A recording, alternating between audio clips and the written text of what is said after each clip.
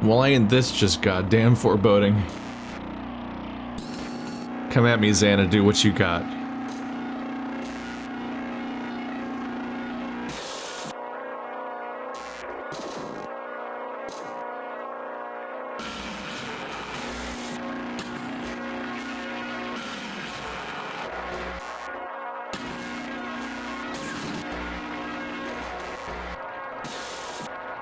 You are standing at the edge of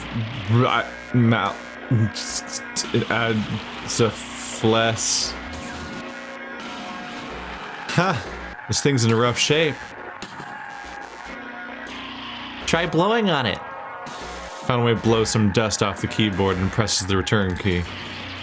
Staying at that small around you.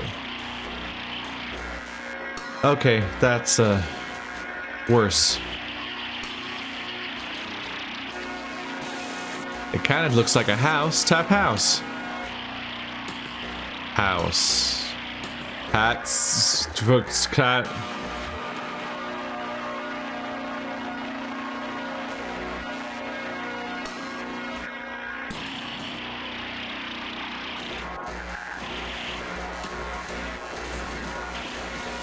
To say blue, I think? You are in east-west passage with H's everywhere. Houses everywhere? Remove the computer and crying on their box and bin. Lula.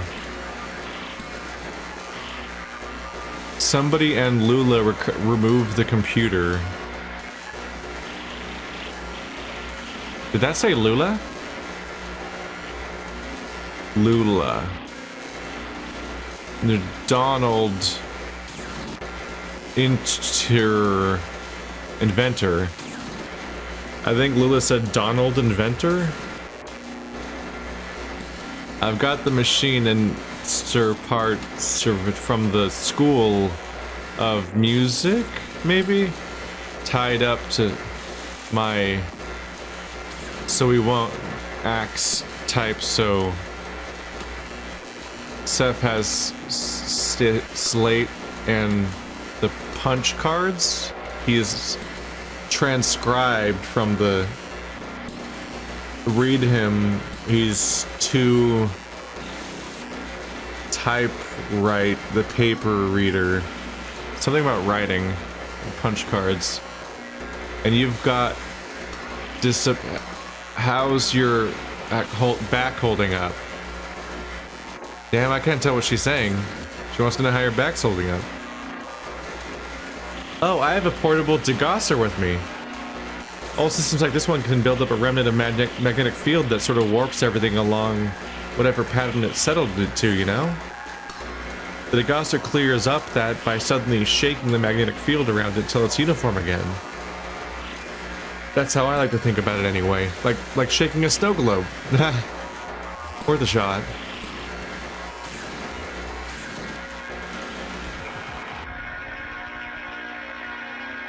Ooh. All of the Mountain King?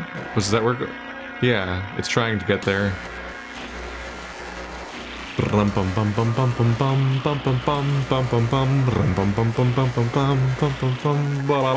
After what may have been a year, you stumble to a tunnel in a cave up in Well, okay. Stalactites adorn the ceiling like graves. Center of the anonymous rock spire. Hi. Here is where you set up your specimen. Premature end of file. Press any key to quit. This is a lost cause. What a piece of junk.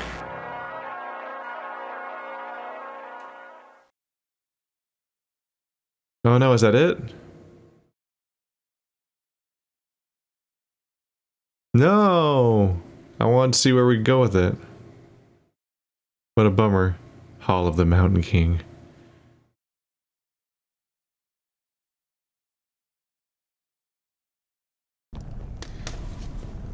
Bizarre.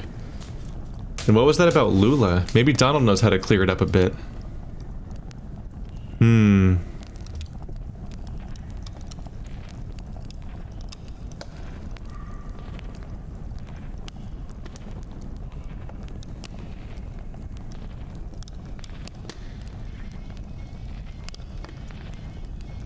We'll take a trip over.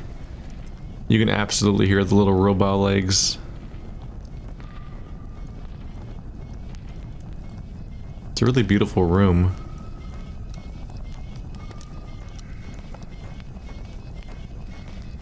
Definitely a game where people take the sweet time getting around, though. So when you have a big open room, you're just gonna wait for a while.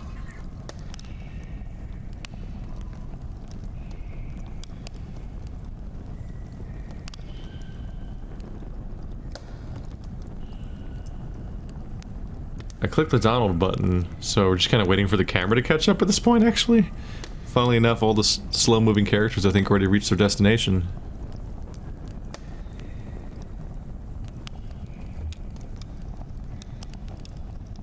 So, you've seen it for yourself. What's left of it? Is that the end? The chalky bones of a beautiful dream. But you can see what it once was, can't you? Can't you? There was so much more to it. Ornate labyrinths of memory, exhaustively simulated parallel cave ecosystems, real, artificial, intelligent, built on sophisticated neural network algorithms. The birds in the forest could flock in 3 dimensions, the bats could learn to sing. And then it began to crumble, when the strangers came. At first we only heard them, walking heavily through the caves, dragging things around, hammering and clattering their tools. Sometimes we heard working songs, never close enough to make out real voices, just their echoes cascading wordlessly in the tunnels. Then we caught a glimpse of one. What do they look like? They look like... No, it's too horrible. What? I shouldn't be telling you this. They're dangerous. They're strange. I should never have tried to outwit them. They were always too much for me. But it's too late now. If I'd listened to Lula, They're too horrible to describe? Lula? Lula Chamberlain? Yes, of course. Oh, do you know her? We're looking for her now. No, she's gone now. She left. We built this together. Did you know? Lula, Joseph, and I. Lula is gone from here, but... Donald points across the cave with his pipe. Still in there, in Xanadu. I don't know where Lula is now, or how to get there from here, or how to unwind that the damn tangled highway, but Xanadu, before its ruin, was faultless as an oracle, a shrine to perfect simulation. Until... But maybe... Those weird interlopers destroyed my Xanadu. Perhaps they know how to fix it. It may be dangerous. I've sent many spent? I don't know. I've sent many eager seconds to negotiate with them, to repair my masterpiece. But there, that tunnel. Push back the vines, crawl out into the darkness, watch your step. After a while, you'll feel the terrain change beneath your hands and knees, from rock to crystal, then to mud. Then you'll be out. That's where the strangers come from. Now leave me alone. I still have a bit of mold in my pipe and a few dreams left.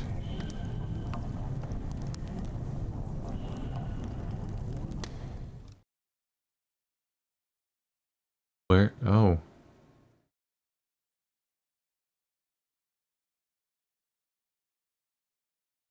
Where the strangers come from. Uh-oh. But they're too horrible to describe.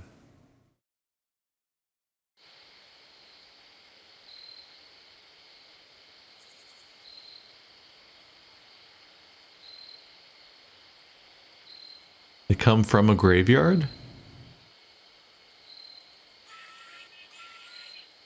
A graveyard in the zero.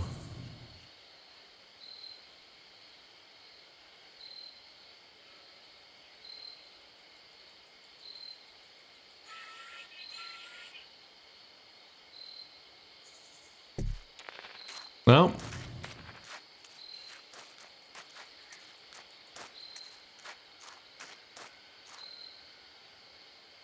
Well, this can't be right. Looks like an old church. Worth a look inside. I guess. I want to stay outside. Why? I think I saw a lizard. I'll stay with them. Okay, we'll make it quick. Some of these characters, I'm not even sure why they're coming with us still. Oh! We're sticking with these characters for now. An epitaph is engraved on the stone grave marker. Lane Yarbrough. Generous disposition will be missed. Below the inscription, a note is written in white chalk. Fill date June 29th, notes of almond. The hell?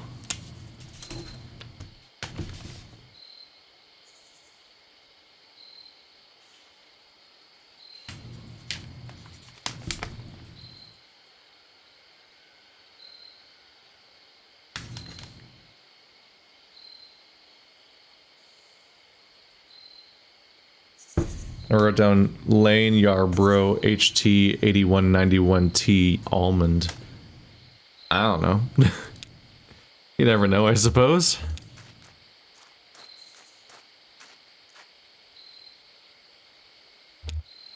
James Schmatz and Jack Chase. We think you two would really have liked each other. What?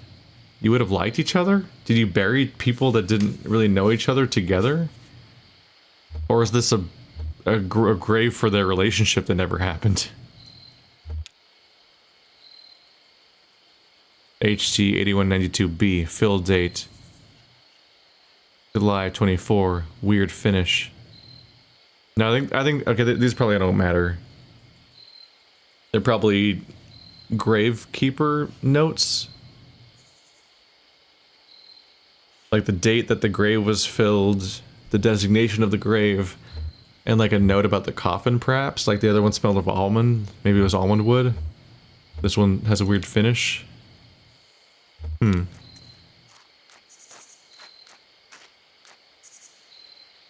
Find any lizards? I wasn't really looking. Nice cover story, kid.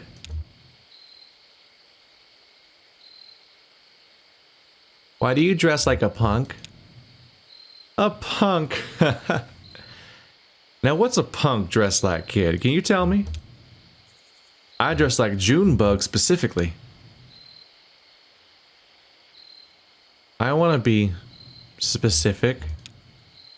I think you are. It's the middle of the night and here you are in a graveyard. Any other kid your age would be in bed. You just gotta make choices on your own. You just gotta make choices and own them. You think I was born this foxy? I came off the assembly line about a half foot shorter, an old gray, no eyes. They were gonna have us clearing out the old mine. Doesn't matter what you look like under all that rock and water. A bunch of gray shadows shoveling and hammering invisibly at the walls, draining the tunnels. Yeah, we're just explicitly talking about how she's a robot now. She was eyeless and gray. And she was on the assembly line to shovel out a mine. Johnny found some gear, an old tape player. We hid away in an underwater cave and listened to it over and over. And we knew we weren't miners. We slipped out onto the road, just these two featureless shadows. And ever since that night, we've been detailing, coloring in, specifying. I feel more and more like myself every day.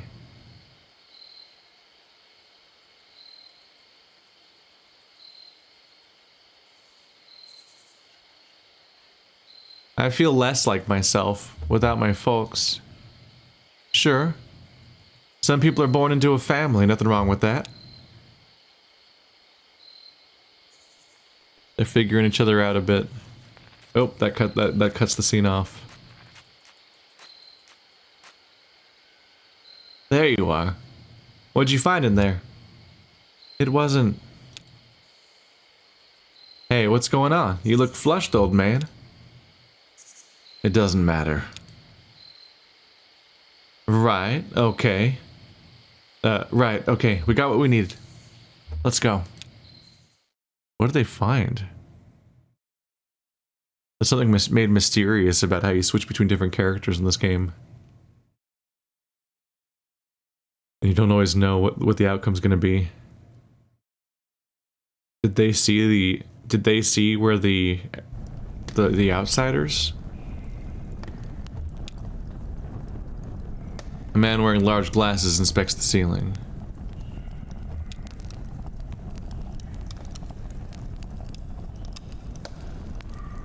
Trace an orbit round the road and close your eyes with holy dread. For we on mold and whiskey fed and drank from rivers down below. We found your strangers. We know how to fix your damn machine. But I'm not sure it was worth it. Oh. Soon the visions will return. What have you found?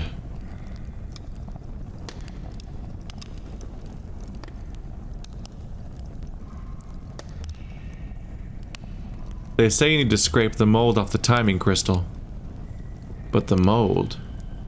Of course, too much mold on the timing crystal would send the simulation adrift, each moment lived out of sync.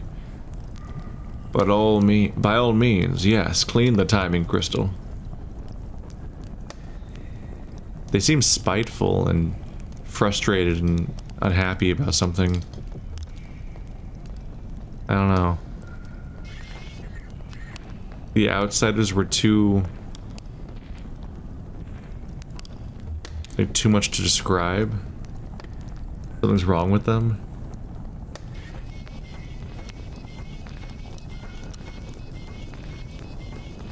Well, like, they talk to them, apparently. I get about the impression that they're terrifying to see, and that if you encountered them, you'd be in danger. But they just fucking asked them for tech advice and got it, apparently. They say they're not sure it was worth it. What happened? That's so goddamn mysterious. That we don't know where they went and what happened.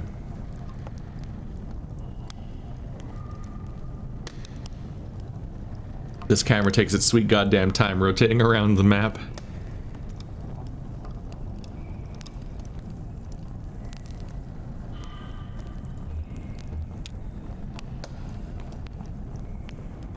Baffling control panels are sheltered from the elements with a worn tarp. A closet-sized wall of knobs and wires looms behind the machine, humming faintly. An electric typewriter is the only easily recognizable component.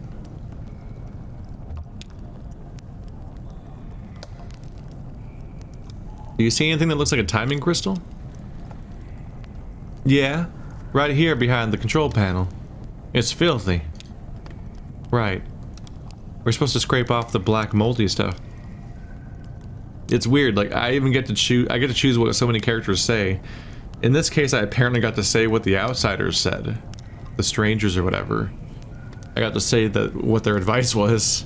And apparently they must all be equally true or valid or something. Or they become true when I pick them. Weird. Just following instructions. Here we go.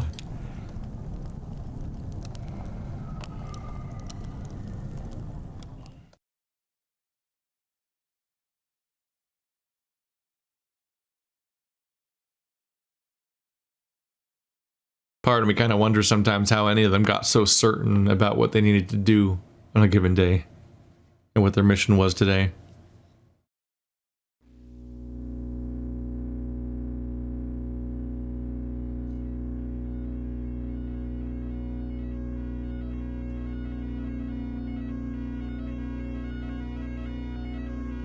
Definitely not where I thought we were going today. Ooh.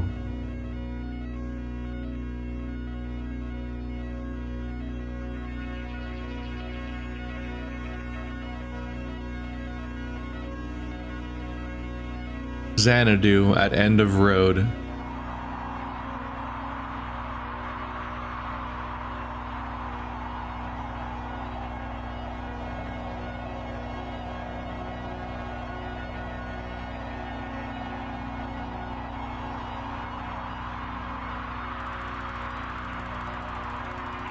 You are standing at the end of a road before a small brick building.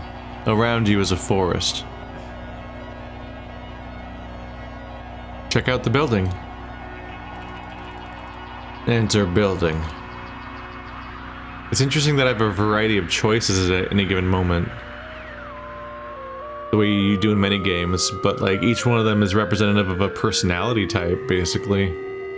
So a bunch of characters inform particular choices.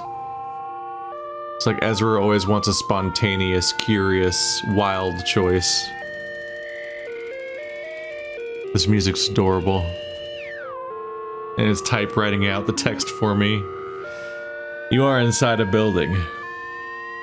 A storage shed for the National Park Service.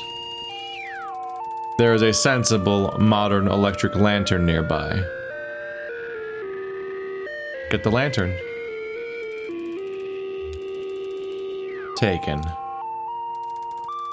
Exit building. Enter forest. That's not something you can enter. Just type a direction. North. Enter is the incorrect verb. I like the detail there. Like, sir, that's not how that verb works. Even though you could totally enter a forest. It is rejected in context. You are in open forest, with a deep valley to one side. Can we climb a tree? Climb tree. I don't think much is to be achieved by that. This game's judging me. Sorry. Can we dig a hole? You can't see any such thing. Pretty limited vocabulary. South. You're in forest. Hey, it's a maze.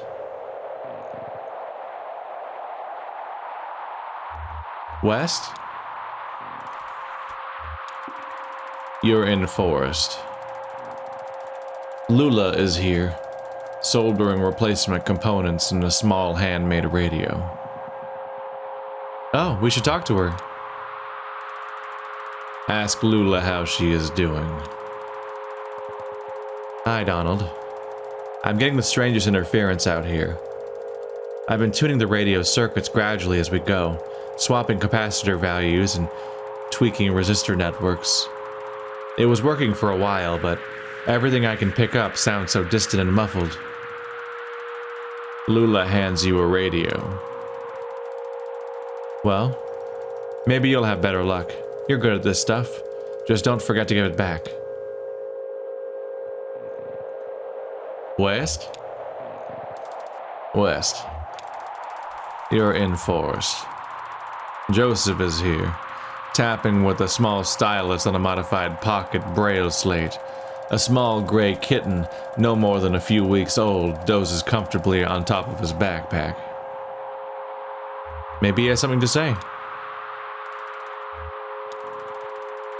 Donald!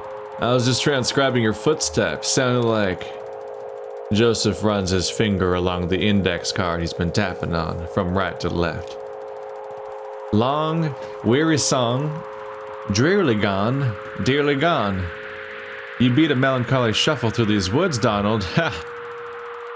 I've been noting down the sounds of the forest, with an ear for speech and an inborn filter for poetry, I suppose. So maybe it's me being melancholy after all. I'm eager to see what the poetics and subsystem make up of these punched cards. West? Oh. At edge of hole.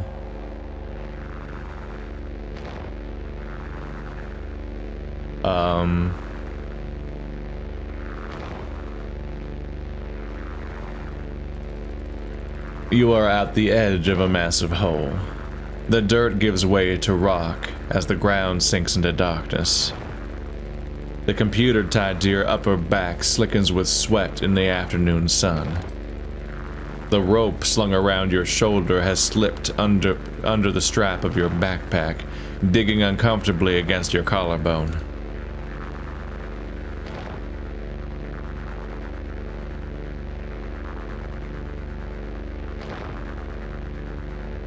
Yell into the hole first to see if there are pirates.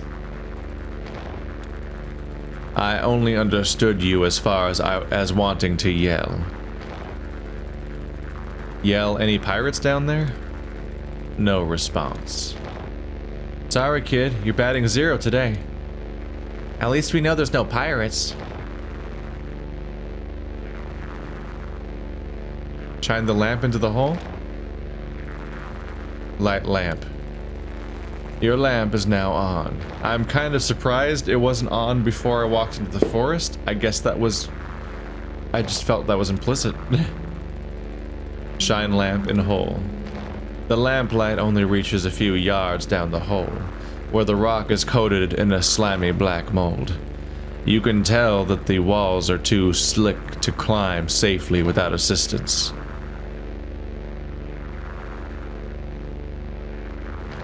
Try using the rope to climb down safely. Tie rope to tree. The rope is tied snugly to a tree trunk. Down. Your feet slip a few times on the slimy rock, but you remain stable. Lula and Joseph descend carefully after you.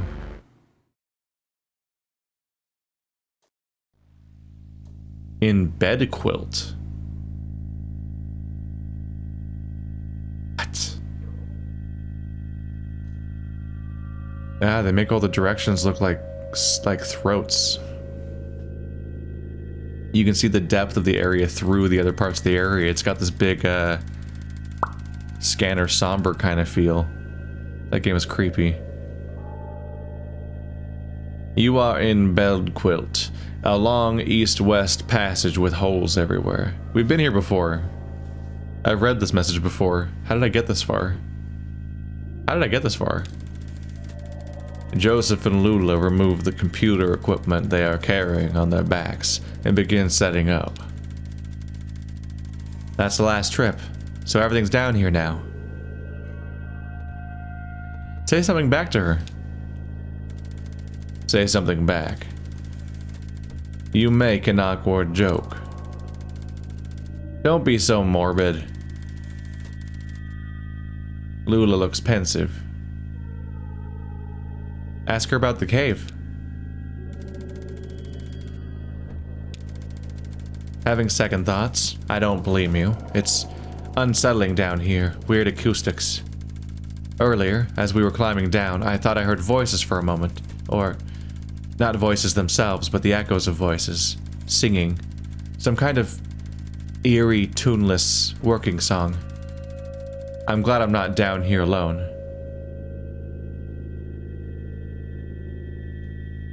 What's that gear they're carrying? Ask Lula about gear.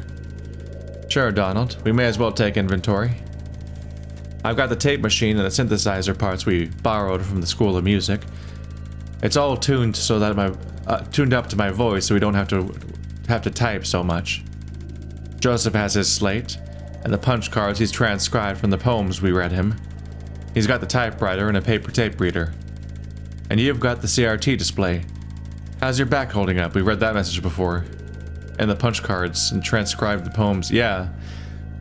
We've read a version of a lot of this.